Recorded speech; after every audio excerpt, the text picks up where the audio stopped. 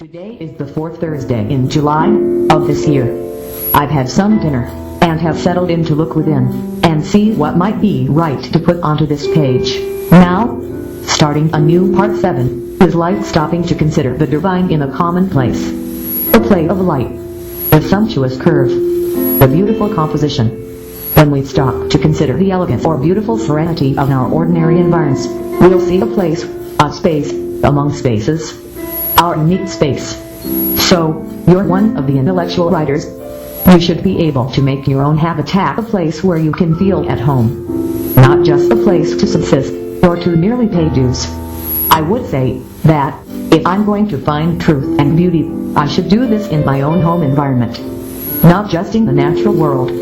I was just impressed, recently, by how the imagined ground surface is a gently sloping incline, both before me, and behind me, and to my sides. Especially, I can't see how, by paying attention to the sense of a sort of cavernous interior, with gently sloping floors, walls, and ceilings, this can help one to reconnect with a blissful ensoulment. This is the interior of one's mouth, and inner space. I can't see, from this, how this is a complete improvement from the painstaking dues paying that I had gotten cornered into doing this afternoon. So, I'm glad to have rediscovered my peace. This writing will, hopefully, begin the start on a new part 7 for this audiobook. After I've considered the divine in the ordinary, I'll look into a few other ways that we are all indebted to the warm, friendly ethers surrounding this planet, Earth. The plane of the airs, in general, is the heart of that which keeps us alive. I mean, our breathing is kept alive, regular, and even, I think, by higher powers, both within ourselves and outside of ourselves. By looking up, we can stay grounded. It sometimes is of importance to learn of the nature of our talent, becoming more unified by at first breaking down. Getting to know one's guardian spirits personally gives us the confidence in that source like never before. At any rate, a strong part 7 will be rich in the human graces and will be informed by the encompassing spirits. As I sit here this early Friday morning, I can imagine reaching my hands and arms up past the sides of my head, toward the sun. This type of sun salute appears to bridge and forgive the involuted mind-brain juncture, and reconnect myself with the strong upward-flowing directionality possessed by those within the plant family. So, this, I think, is the best one can do to ease the pressure and strain of life as a mature human being. So, these kinds of words might be highly useful to get on paper as a beginning, middle, and end of a strong part 7 in the Impromptu Profundity audiobook. I had forgotten just how wonderful it is to awake early in the morning, with sleep festers still in my eyes, and get some sublime, transcendental writing done. If this isn't the nearest to peace and tranquility you can get, then I don't know quite what island anyways. I sit and get these thoughts on paper, as I have intended. I think that I've made all of the revisions to the day's work, in order to bring it up to par with the others that haven't been written yet. I can't see, through hearing behind closed eyes, that this might be the closest to heaven that I might ever get, in full consciousness of one's own existence. One's being. Oh yes, I do believe that said it. When one is filled in as to the incredible range and diversity of talent present in the contemporary now, you'll then know truly what is real. I've been impressed, and so I've given back. And now, I'm impressed again. When this cycle is invoked, this show and tell, in the community, we can see, then, what is in our imaginations. Just what we can be. I think that, to be fully present, we will have cultivated and nurtured this reciprocity, in some depth. At any rate, I'm sitting up, here, in our kitchen, in the small hours, before morning's arising, before the sun has come into view. Well, the time is almost 5 a.m., and I find this writing, and begin adding some concluding thoughts. I feel as if I've met, in the spirit sense, some of my extended community, tonight. Lord, it's been mind-boggling. I'll want to improve my playing, from this exposure. You can't change the noodle, but you can change the sauce. There are some intriguing pianists out there. It can be difficult to learn to start from the dissonance of nothingness. One wants to hold on to familiar patterns and modalities. but the worlds of this dissonance beckon, as the vast unknown voids which our solar system is situated within. You can really tell when a sound comes from on high, I think, because such will have broadened the horizons to the very intergalactic matrices. Have you looked back upon your own inner workings enough to see the difference, such as you are, I think, situated so firmly within this planet's atmosphere? So this is your area of expertise. Just some thoughts. My inspired playing stays somewhat clear of dissonance, of chaos. My playing is like a code of familiar echoes, which brings comfort and quiet. Such isn't like an interstellar probe, more like a woodland glen or an urban mountain pasture. I cherish my own special style. What I lack in virtuosity, I make up in quiet simplicity. At any rate, these are a few thoughts. I'm grateful to have been given them. I can't well remember what it's like to have a sullen, mute spirit. I'm so glad for what I've been given. It means more to me than my life itself. Having a few readers is a great blessing in itself. How can I forget about thoughts of the means to my lifetime of works, and just focus on the ways? On being willing to try. I think that I'm a little bit depressed lately, as I seem somewhat on the verge of tears. The heavy burdens usually lift by the time of the afternoon. I'll feel much better then. Today's morning is Friday, the 4th one in July, this year. I've gotten my morning medicines, and made some coffee, and settled in with this word processor keyboard on my lap. It's been a long time since I've cared much at all about my apartment's interior decor. My existence has been more or less ascetic. My life and time has been solely for my dues paying. The work I can't do. Only now do I begin to appreciate what a blessing a nicely arranged and appointed little space can be.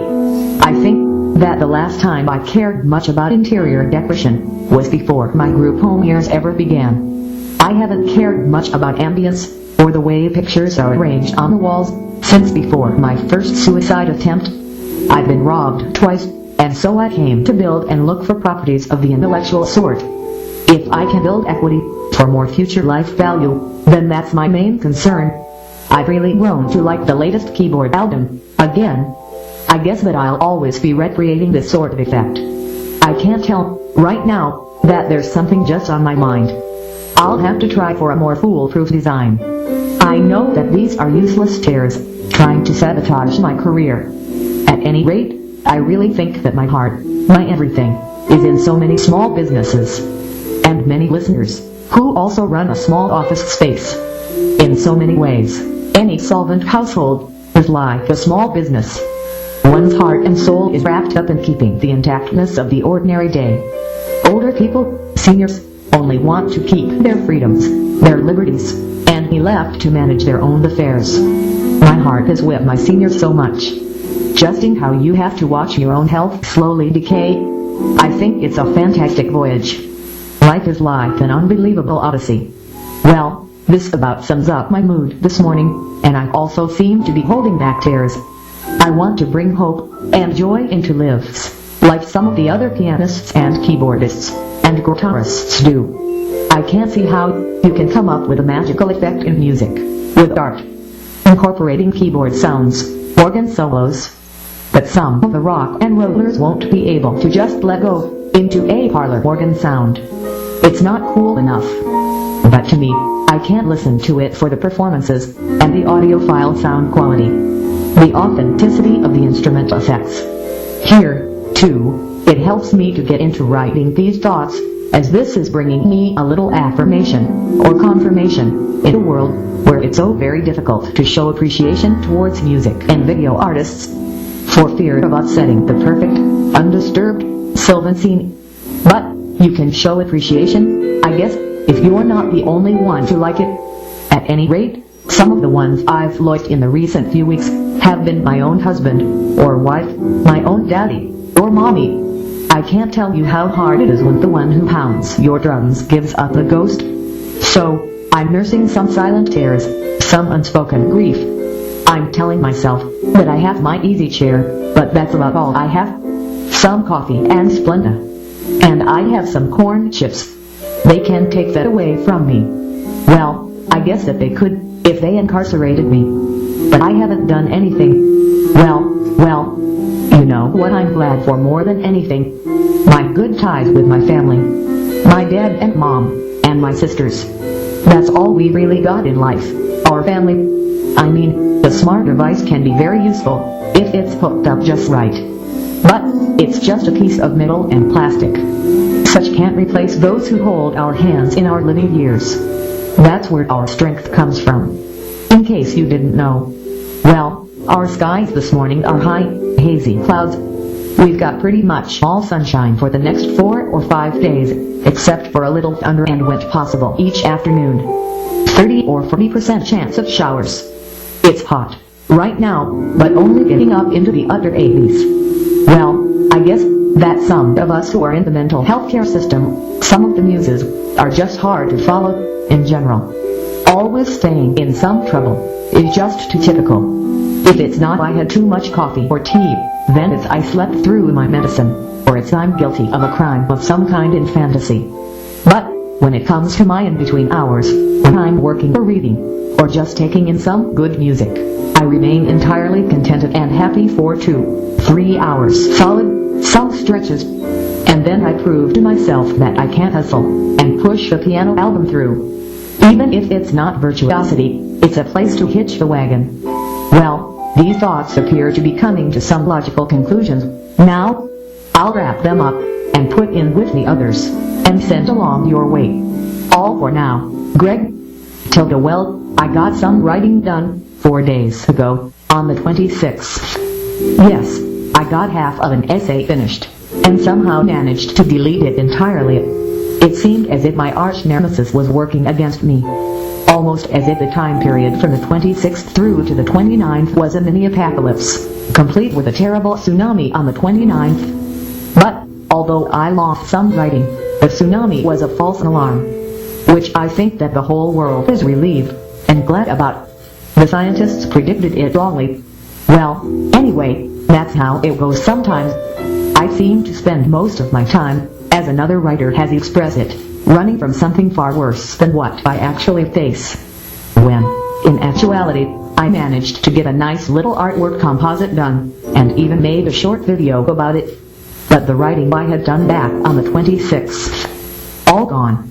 And the whole time I was dealing with an acute case of resistance, as my better half was trying to avoid being vainglorious in general, at all costs. Today is a brilliant sunny Wednesday morning, the 5th one in July, this year. And I have some time, just after getting my morning medicines, to collect a few thoughts. Nothing important.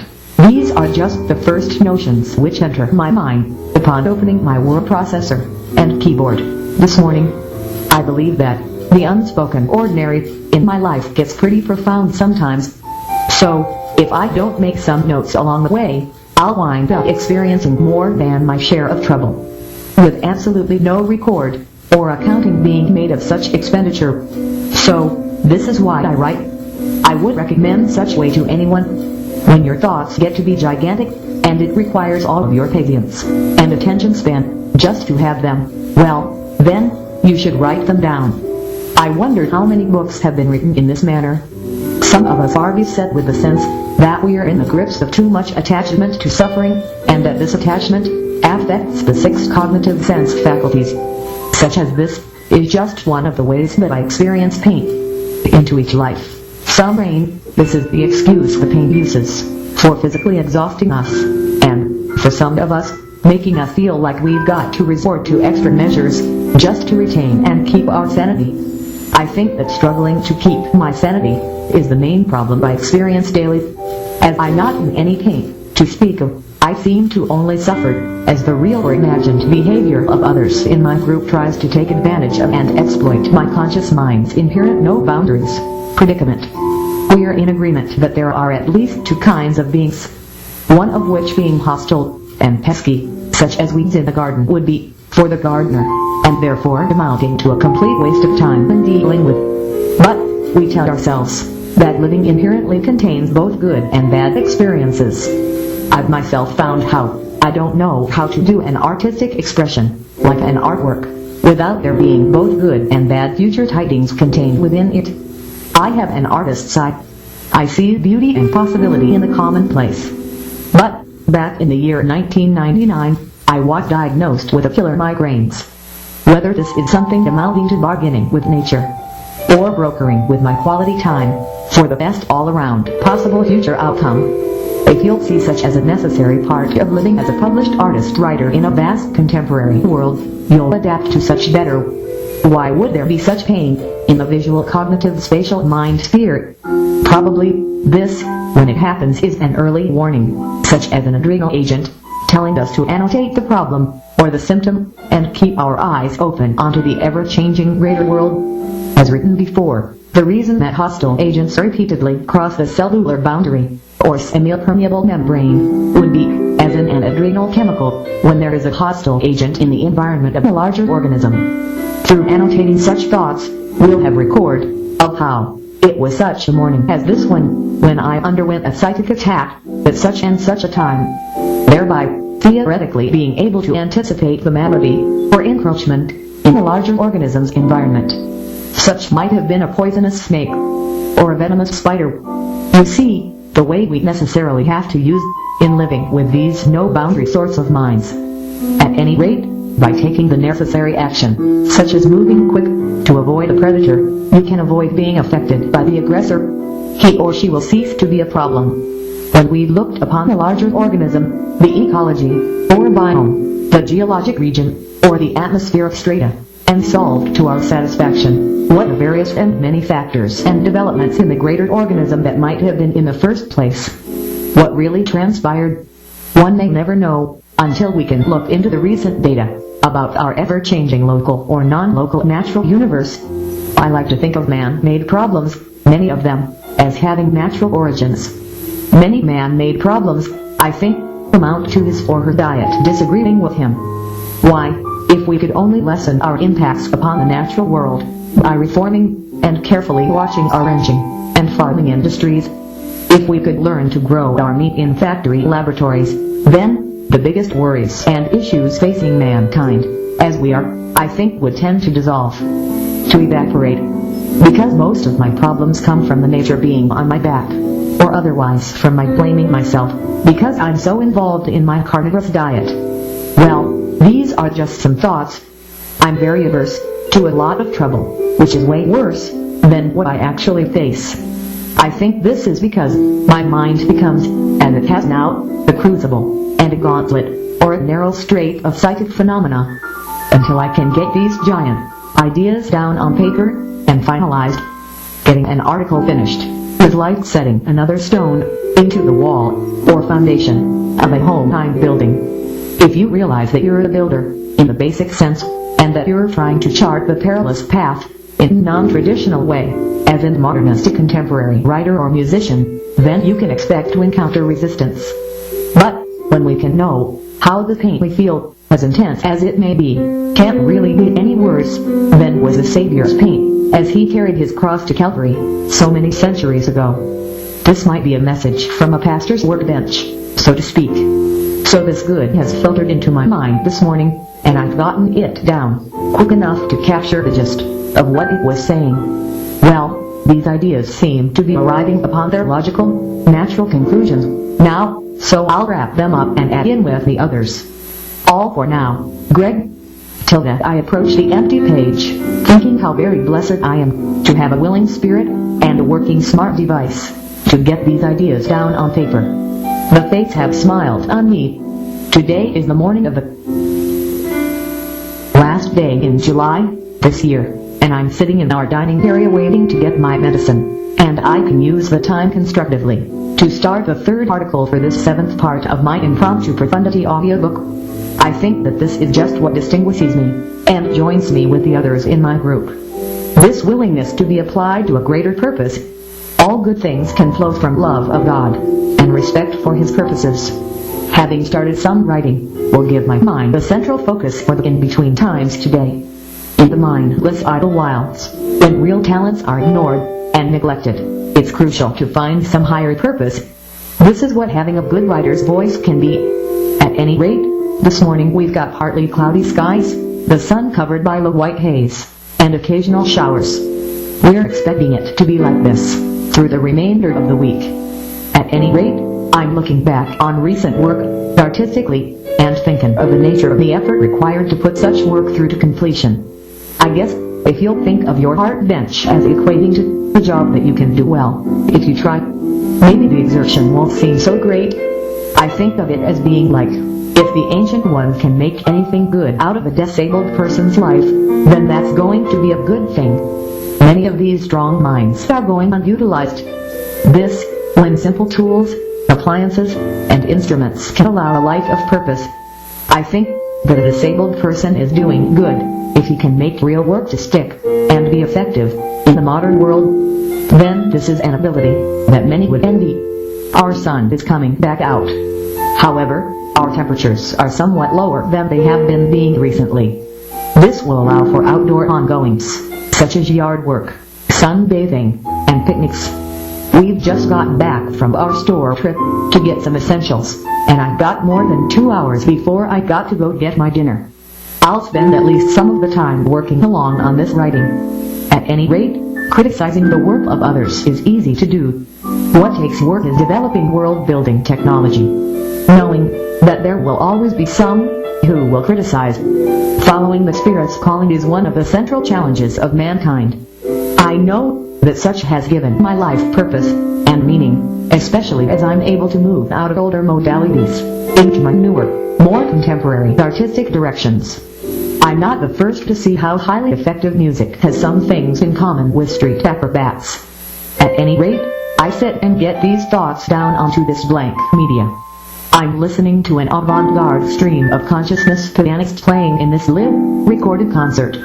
If anything, such music is made to be played, and stretched, and twisted around in the world music context, as a contemporary sound. I think that mine is, as well. Whether you feel like me or not, for whatever reasons, is your business. Anyways, we had a storm alert for our area this afternoon, but it looks like it's moving on through to the east.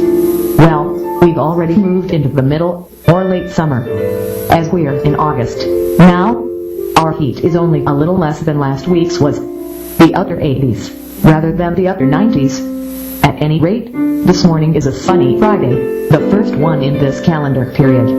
I'm situated on my writing couch, and words are flowing onto my page from my typist's hand-eye mind loop, or circuit. This feels like real existence, but my symptoms are usually worse in the morning, and this one is looking bad. But being able to get down thoughts as quickly as they occur to me somewhat quells the overbearance of the masculine. This allows me to experience a normal writing session. Like I said, symptoms are usually at their worst in the mornings, and amount to a lot of this overbearance of the masculine. This, and when my music is based so exhaustively in silence, and the openness which allows more extraneous sounds into my consciousness than others. At any rate, these are just a few ideas. At any rate, I believe that we can work through many kinds of mental trouble therapeutically in writing, and by shining a light into some of those occult, hidden practices in the quiet invisible, we can effectively steal the heat back from some of the wickedness of empty space, thereby solving their problem, and your own as well. So, these are the basics of what I believe about this. Oh, and there is more one might could say about the inherent wickedness of empty space. This sort of thing might be experienced as a semi-transparent, silvery orb, acting like it's as real as you are, just off to the side of one's head. These things are just headaches, but only until the tangle clears, and the traffic resumes flow as normal. At any rate, this is the challenge of living with a spatio-spiritual consciousness, the human mind, which expands to fill any space the person might happen to be within. The room, the closet, the back porch. At any rate, living with such a wildly dreaming patch of Aries about oneself is a perilous predicament, if it's anything. When at first, I was shown this spatio-spiritual consciousness, this Deviachic plane in general, I just knew it was trouble, right from the start. Part of my life, back then, that was early in 2002, died forever.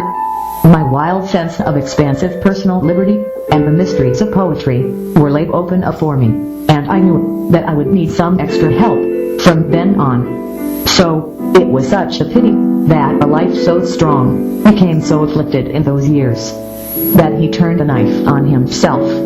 He barely survived. The nasty scar is the enduring reminder. At any rate, 23 years later, and I'm still learning more of how we're so similar one to another. Only aside, we all have moods and episodes, even whole times, which for whatever reason, backward as it may seem, sometimes get remembered as the opening of a mind, or the changing of a mind, or the wipe out of the century. Never mind all of the other actors and actresses in the stage play, the corrupt, the lawless, the drunken, the thefting, the scheming, and those others. Those who also needed help or assistance. The internet easily allows the whole range of distinctions, societal uniquenesses, and the world of acquired and innate wisdoms. All of the old pieces of junk which did indeed find a home through the wonders and magic of a thrift store, or consignment shop, in general. All of the happy customers. To thrive, and just be happy? At least, that's how it looks like to me. See? Well, at any rate, these thoughts seem to be coming to their particular conclusions about in truth here, so I'll wrap them up and add them in with the others. Well, all for now. Have a pleasant weekend. Greg. Tilda. Today is the first Sunday in August, this year. I'm sitting down to hopefully add a few recent ideas into the new part 7 of my Impromptu Profundity audiobook. Thoughts have roamed variously recently. It might be interesting to think a bit more on how one's personal space is not just a sanctuary, but a shrine, and inner temple to one's family. This is somewhat component of the animistic beliefs of the ancients. I can't see this type of thinking is somewhat the same as in the Shinto beliefs. I think that you can, and should put family things into meaningful designs. One's family photographs, especially, can't show our devotion to our family members, even if no one else sees them.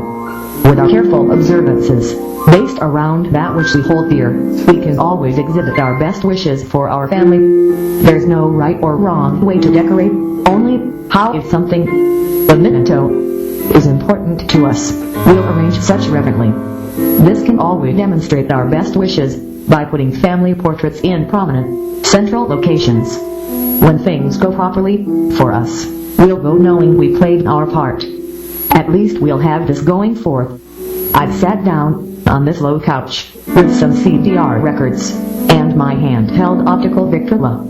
Being made use of by the Spirit shouldn't mean getting so lost between God's blessings and the devil's curses that we fail to use this ability to make an inner shrine to our family. If you'll take note of the careful ways you are made to perfect and refine your products, your crafts, you'll see we shouldn't leave anything to the fates. We should always put our intentionality in the fore, in how we revere our loved ones.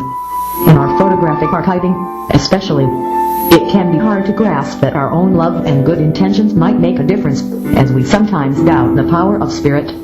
But, when you've been shown to be, for instance, the hardy breed that can indeed navigate the maze between youth and full maturity, you'll be ready to believe in your own survival ability, in your family's tenacity. This will be what we're building up, if anything, a strong family team. At any rate, these are a few thoughts, this early afternoon. I get them down as quickly as I am able to. Well, we've gotten our lunch, and aren't waiting around in here to get our medicine. That will then free us up for whatever we might have until our evening meal.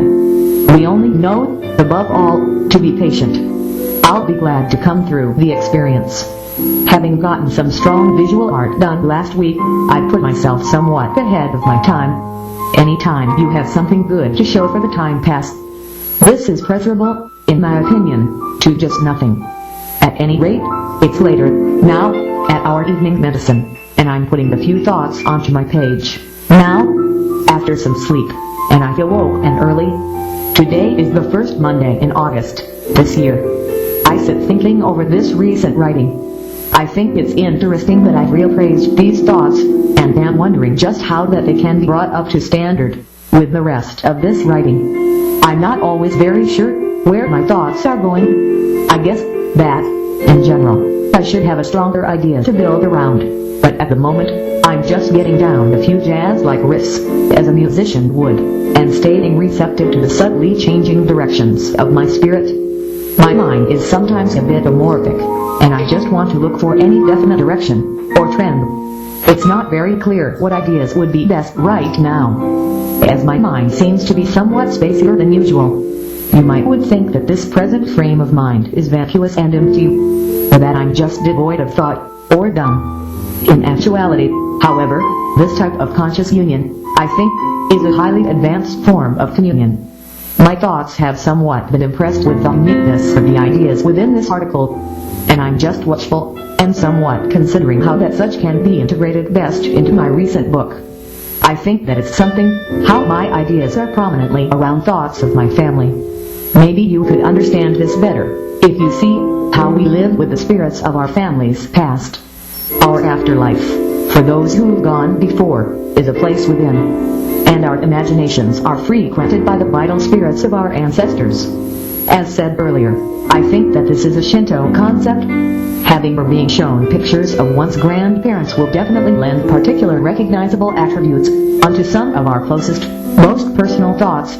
It seems that our lives, our crafts, and hobbies, somewhat are kept up and maintained by the recent generations of our past, as it were, a contextually proximal sort of locale within the vast continuum of time and space we can see all around, within this space of maybe 100, maybe 150 years. Perhaps we should look for contextual meaning from further back into the past.